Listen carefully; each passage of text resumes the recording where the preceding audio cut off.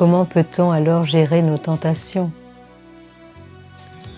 Il est vrai que le démon commence par nous tenter au niveau des pensées. Donc, il y a toute une attitude intérieure que nous devons avoir pour savoir comment gérer ces pensées. Alors, si vous voulez, nous allons imaginer une situation banale qui peut arriver à tout le monde et qu'on peut aussi transposer dans un autre domaine. Voilà. Imaginons que nos voisins viennent, en regardant par la fenêtre, on voit que nos voisins viennent d'acheter une voiture toute neuve et justement, c'est la même voiture que nous voulions acheter, mais seulement nous n'avons pas d'argent.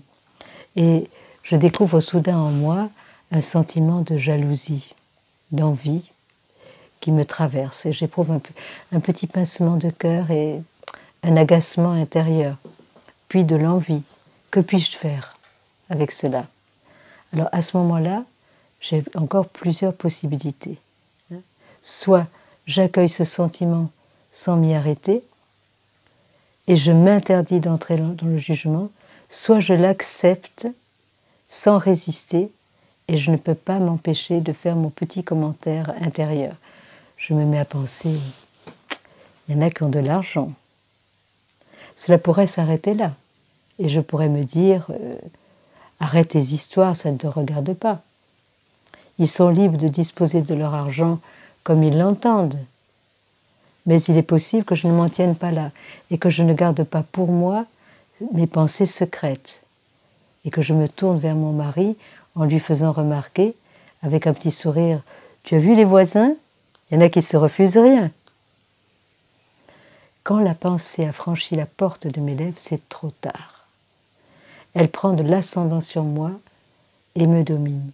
Mais j'ai encore une chance, celle que mon mari ne rentre pas dans mon jeu et coupe court à mes divagations et me remette face à moi-même. Mais s'il adhère à ce que je dis, s'il devient mon complice, il me sera beaucoup plus difficile de ne pas me laisser dominer par la jalousie et me laisser envahir par ce sentiment. Je peux aussi entrer dans la culpabilité en me disant, ben voilà ce que je suis capable d'éprouver et je suis jalouse, je suis mauvaise et je vais me mépriser. Et nous voyons combien à chaque étape, nous avons le choix et la possibilité de la réaction. En fait, l'accueil d'une toute petite pensée peut nous faire entrer dans tout un processus, tout un enchaînement qui fait que le regard négatif posé sur l'autre va se retourner contre nous, et la malédiction que nous allions dire contre l'autre se retourne contre nous parce qu'on n'est pas fier finalement. Chaque fois qu'on a des pensées comme ça, qui ne nous honorent pas, eh bien on se sent minable.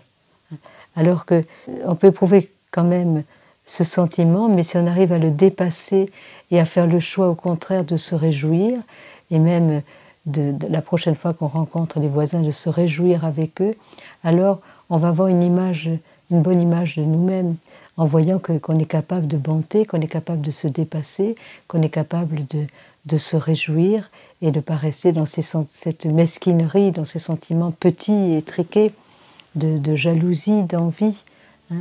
Et donc vous voyez, cette bénédiction, à ce moment-là, va retomber sur moi, parce que je dirais que les voisins vont aussi me renvoyer quelque chose de positif. Donc vous voyez, ce que nous projetons sur les autres vient souvent sur nous comme une forme de boomerang. Je me souviens, un jour j'étais en visite dans une communauté il y a très longtemps de cela, et il y avait un petit garçon avec un nounours, et j'étais frappée de voir que ce petit garçon était furieux contre son nounours. Il lui disait toutes sortes de choses, il était très très fâché, et il lui déversait vraiment toute son agressivité, je ne sais plus. Et soudain, il a attrapé son nounours, il l'a regardé, et c'est comme s'il a eu peur du nounours, et il l'a envoyé à l'autre bout de la pièce, comme pour le mettre le plus loin possible de lui, parce que toute l'agressivité qu'il avait projetée dans son nounours, finalement, lui était revenue sur lui, et lui avait fait peur. Et c'est vrai que parfois, quand on pense des choses négatives sur les gens, on projette beaucoup de choses et on s'imagine finalement qu'ils nous en veulent, qu'ils ne nous aiment pas, et c'est comme un boomerang. Mais si on choisit donc de les voir, de les bénir, à ce moment-là, bien ça va revenir aussi, sur nous.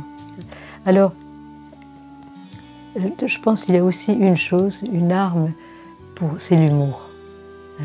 L'humour, bon, c'est un dicton populaire qui dit « Heureux ceux qui savent rire d'eux-mêmes, ils n'ont pas fini de s'amuser ». C'est sûr que l'arme de l'humour, je dirais, elle désarme les méchants, elle nous désarme parce que l'humour fait prendre de la distance. Notre difficulté, c'est quand on n'arrive pas à prendre de la distance par rapport aux personnes, par rapport à leurs actes, par rapport aux événements. Donc, n'oublions pas donc, cette arme de l'humour qui nous aide à ne pas nous prendre au sérieux et avoir cette distance nécessaire dans toutes nos relations aussi. Donc, et il y a encore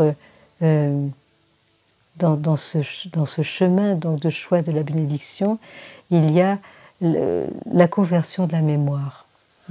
En fait, il nous faut savoir que faisons-nous de notre mémoire, qu'engrangeons-nous dans notre mémoire, que choisissons-nous de garder. Je vois dans tous les peuples, on choisit aussi qu'est-ce que nous allons conserver, qu'est-ce que nous allons transmettre aux générations futures, comment va se faire cette transmission de la mémoire d'un peuple. Eh bien, pour nous, je me rends compte combien souvent, il y a des gens qui, quand ils ont vécu des traumatismes, à ce moment-là, ils sont restés fixés dans le traumatisme. Et ils continuent de réagir comme s'ils avaient 4 ans, comme s'ils avaient 8 ans, comme s'ils avaient 12 ans. Et donc leur mémoire s'est fixée là. Et donc, et finalement, dans toute leur vie, ils vont ressasser, non pas comme la Sainte Vierge qui faisait mémoire en repassant toutes les paroles, les événements, les choses dans la profondeur de son cœur et en posant un regard bienveillant et les mots justes, les paroles justes. Non, souvent, nous avons la propension à ressasser, à redire, à repenser sans arrêt à ce qu'on nous a dit, à ce qu'on nous a fait, et à rester à laisser se creuser en nous des racines d'amertume, et finalement à nous entretenir dans un discours intérieur négatif, à nous entretenir dans le malheur, à faire notre propre malheur. Alors que si, comme nous y encourage le psaume, nous comptions les bienfaits de Dieu, compte les bienfaits de Dieu, mets-les tous devant tes yeux, et tu verras en adorant que leur nombre est immense. Et quand on commence à dire merci à Dieu, quand on commence à se souvenir de tout ce qu'il a fait de beau, de bon dans nos vies, eh bien on n'arrête plus de rendre grâce. Et cela nous enracine dans la bénédiction. Cela nous établit dans la bénédiction. Cela change complètement notre perspective. Alors, interrogeons-nous